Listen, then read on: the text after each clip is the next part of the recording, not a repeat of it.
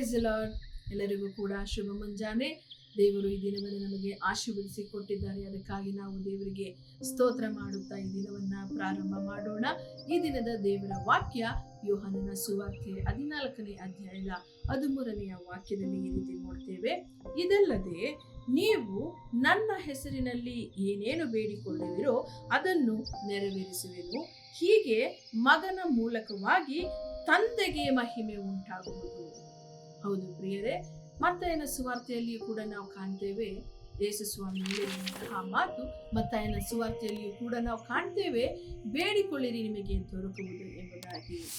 ನಾವು ನಮ್ಮ ಪ್ರಾರ್ಥನೆಯಲ್ಲಿ ಏನೇನು ಕಾರ್ಯಗಳನ್ನ ಕೇಳಿಕೊಳ್ಳುತ್ತೇವೆ ಅದರ ಕುರಿತಾಗಿ ನಾವು ಸ್ವಲ್ಪ ಯೋಚಿಸಿ ಪ್ರಾರ್ಥನೆ ಮಾಡಬೇಕಾಗಿರುತ್ತದೆ. ಯಾಕಂದ್ರೆ ಹಲವು ಬಾರಿ ನಾವು ಏನ್ ಮಾಡ್ತೇವೆ ಅಂದ್ರೆ ನಮ್ಮ ಸ್ವಾರ್ಥಕ್ಕಾಗಿ, ನಮ್ಮ ಸ್ವಾರ್ಥದ ಒಂದು ಚಿಂತೆಗಾಗಿ, ಸ್ವಾರ್ಥವುಳ್ಳ ಕಾರ್ಯಗಳಿಗಾಗಿ ನಾವು ದೇವರನ್ನ ಕೇಳಿಕೊಳ್ಳುತ್ತೇವೆ.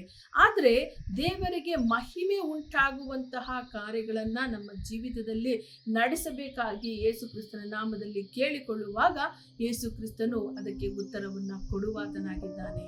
ಖಂಡಿತವಾಗಿಯೂ ನಿಮ್ಮ ಪ್ರಾರ್ಥನೆ ದೇವರಿಗೆ ಮಹಿಮೆಯನ್ನ ತಂದುಕೊಡುವುದಾದಲ್ಲಿ ಖಂಡಿತವಾಗಿಯೂ ಆ ಒಂದು ಪ್ರಾರ್ಥನೆಗೆ ಉತ್ತರವನ್ನು ನಾವು ಹೊಂದಿಕೊಳ್ಳಲು ಸಾಧ್ಯ.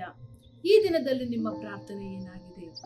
ನಿಮ್ಮ ಪ್ರಾರ್ಥನೆ ದೇವರ ನಾಮಕ್ಕೆ ಮಹಿಮೆಯನ್ನ ಉಂಟು ಮಾಡುವಂತದ್ದಾಗಿದೆಯಾ, ಅಥವಾ ನಮ್ಮ ಸ್ವಾರ್ಥವನ್ನ ನೆರವೇರಿಸುವಂತದ್ದಾಗಿದೆಯಾ? ನಮ್ಮ ಸ್ವಾರ್ಥಕ್ಕಾಗಿ ನಾವು ಪ್ರಾರ್ಥನೆ ಮಾಡುವಾಗ ನಮ್ಮ ಜೀವಿತದಲ್ಲಿ ಮಾತ್ರವೇ ನಾವು ಅದನ್ನು ಹೊಂದಿಕೊಳ್ಳಲು ಸಾಧ್ಯ.